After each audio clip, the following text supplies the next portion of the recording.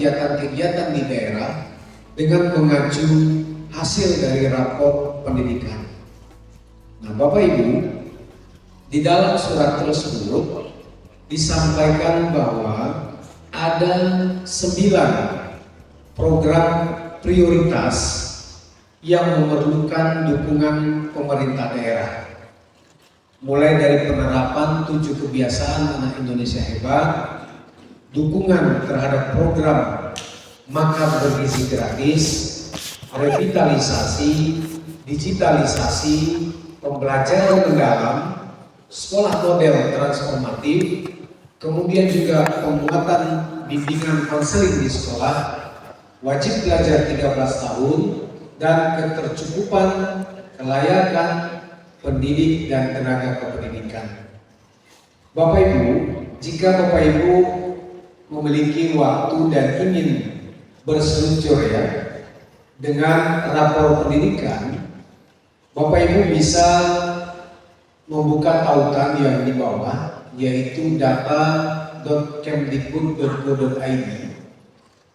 Melalui tautan tersebut tersedia semua rapor-rapor pendidikan di kabupaten kota. Nah, semuanya tersedia, mulai dari provinsi ya kita sampai dengan satu kesatuan pendidikan sebenarnya dapat tergambar analisanya. Nah, mudah-mudahan di dalam rapor pendidikan tersebut kita dapat melihat bagaimana potret dari pendidikan di masing-masing daerah kita.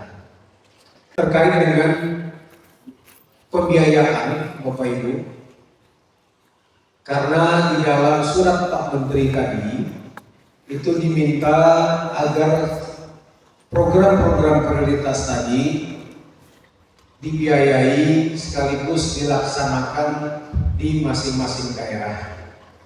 Nah, kalau kita memahami, setidaknya ketika bicara tentang pengelolaan keuangan daerah, itu kita perlu pahami apa saja sebenarnya pendapatan daerah tersebut. Nah, di dalam regulasi berkaitan dengan pengelolaan keuangan daerah itu terdapat 3 jenis pendapatan daerah. Yang pertama adalah PAD yang kita kenal dengan pendapatan asli daerah, mulai dari pajak, distribusi dan lain-lain.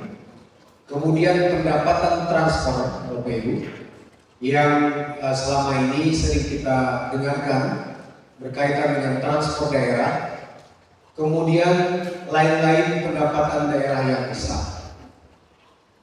Nah, berkaitan dengan pendapatan transfer itu juga terdiri dari 2, yaitu transfer dari pemerintah pusat, kemudian transfer antar daerah. Nah, jadi selain dari pemerintah pusat yang mentransfer anggaran ke daerah, daerah itu juga dapat menerima transfer antar daerah.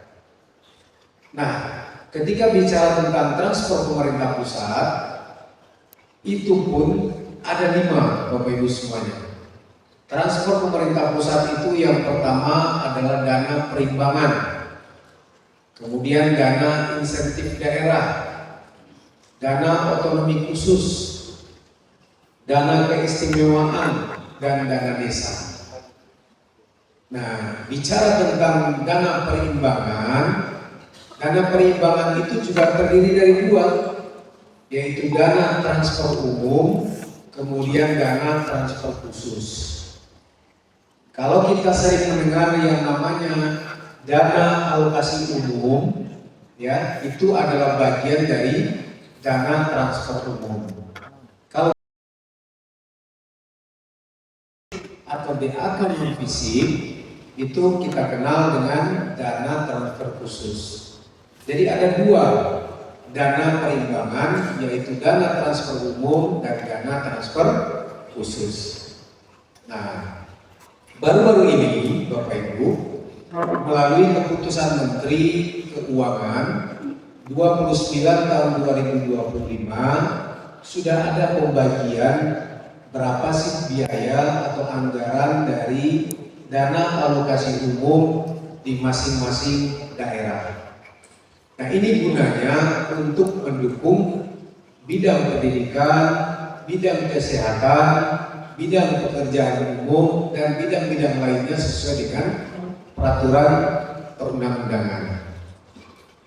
Nah, kalau kita lihat Ibu Bapak semuanya, dalam rangka efisiensi ini, seperti yang kita dengar di berbagai media, dana alokasi umum untuk dukungan bidang pekerjaan umum atau bidang PU itu sama sekali dihapuskan.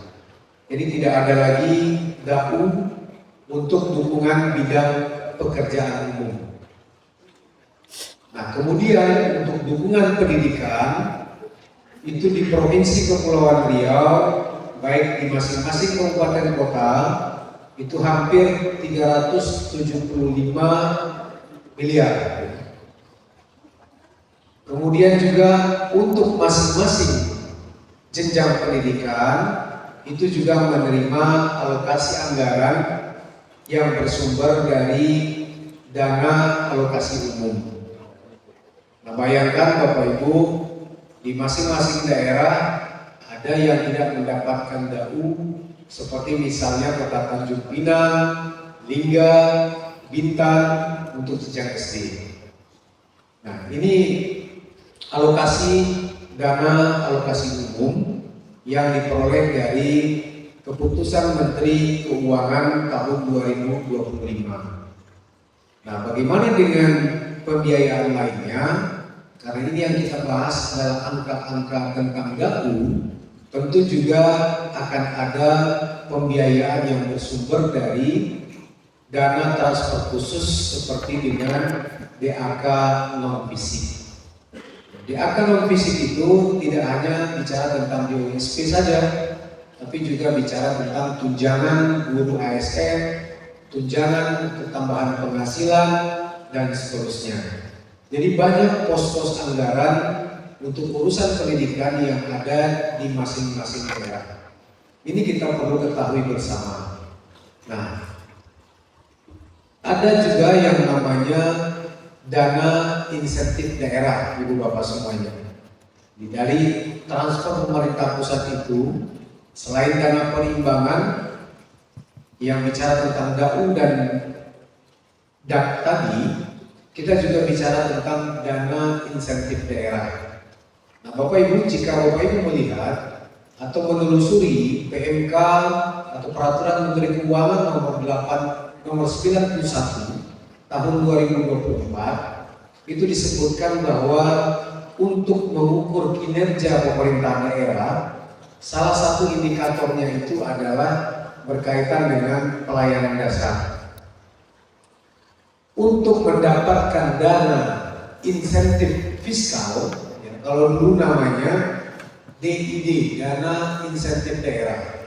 Kalau sekarang namanya dana insentif fiskal. Jadi dana yang diberikan untuk memotivasi sebagai apresiasi kinerja pemerintah daerah.